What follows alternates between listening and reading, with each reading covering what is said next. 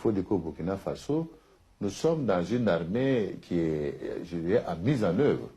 Alors, elle n'est pas complètement aguerrie, mais nous sommes déjà assez satisfaits des résultats qu'ils opèrent sur le terrain au regard, je dirais, de la nécessité d'aller vite à l'action. Parce qu'on ne peut pas attendre de former déjà avant qu'il y ait à l'action. Mais il y avait le RSP, vous ne regrettez pas l'absence de cette... Vous savez, le RSP, on en parle beaucoup, mais comme je dis, l'expérience nous montre que c'est un tigre à papier. Ah bon? Puisque la preuve, c'est que, comme je dirais, lorsque les RSP étaient en posture et que les forces loyalistes ont attaqué la position des RSP, et il n'y avait plus de RSP, tout le monde a disparu.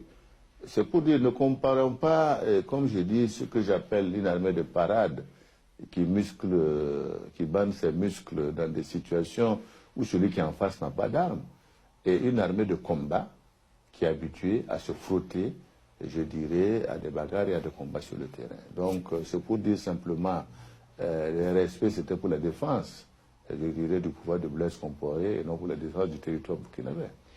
Parce qu'on ne dépend pas d'un territoire avec 1200 personnes. Je pense que ça me semble évident. Vous parlez vous-même de votre prédécesseur, Blaise Compaoré. Il y a des rumeurs que l'ex-président burkinabé aurait eu des liens avec des terroristes et que c'est justement à cause de sa chute maintenant que le Burkina Faso souffre du terrorisme. Qu'il y ait eu des liens, je pense que ce n'est pas des rumeurs, c'est un fait établi maintenant.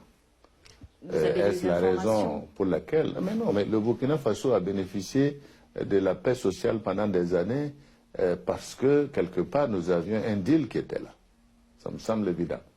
Maintenant, concernant la suite, je dirais que, comme on a dit, c'est du fait qu'il y a eu justement ce genre de situation qu'on est en droit de se demander pourquoi aujourd'hui le Burkina Faso est-il plus sensible.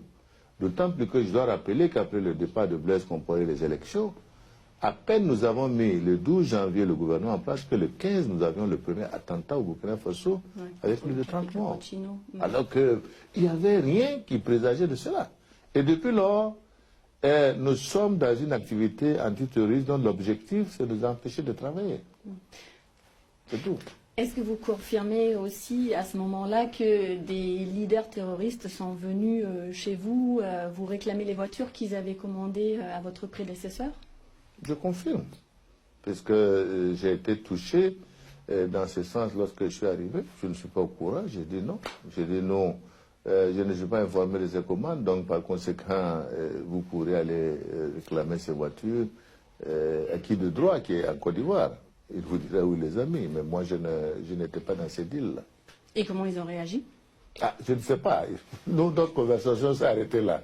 Maintenant, comment ils ont réagi, je ne peux pas donner la suite.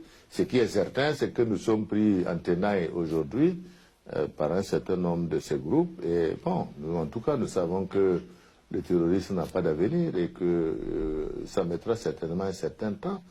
Mais nous nous battrons en tout cas pour rétablir la paix et la sécurité dans notre pays. C'est une priorité pour nous. Puisque vous dites qu'avec Blaise Compaoré, il y avait un deal qui permettait au pays d'être à l'abri des attaques terroristes, pourquoi ne pas solliciter ses conseils aujourd'hui si vous voulez que votre pays soit en paix? Si les conseils, c'est de nous amener à faire des deals avec le terrorisme pour des trafics, je pense que c'est un mauvais conseiller pour nous. Peut-être qu'il a de l'expérience, on l'a vu assurer des médiations. Oui, mais c'est justement au travers de ces médiations que les deals ont été tissés. Alors, donc, je ne vois pas comment on peut demander à quelqu'un de vous expliquer, comme avec un voleur, vous pouvez vous entendre pour continuer à voler d'autres et vous serez en paix. Je pense qu'il y a quand même une question d'éthique à avoir. Nous ne sommes pas opposés à un conseil de quelqu'un.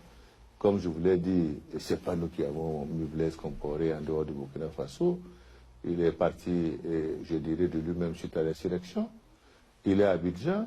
S'il veut conseiller, il veut conseiller. Il reviendra peut-être au Burkina Faso. Mais nous avons dit, nous n'avons chassé personne. Celui qui veut revenir, il revient. Nous avons simplement dit, si vous avez des problèmes à la justice, vous rendez à la justice, vous faites le point là-bas et vous continuez. Nous n'avons aucun problème. Mais comme je dis, depuis que Blaise Compaoré à Abidjan, les attaques se multiplient au Burkina Faso. je n'ai jamais entendu Blaise Compaoré qui a fait une déclaration à l'attention de son peuple pour l'encourager, pour estimer que les actions sont mauvaises. Ça vous manque? Non, je ne sais pas que ça me manque, mais je trouve que humainement, quand on est un ancien chef d'État, on se préoccupe de l'avenir de son pays et de son peuple.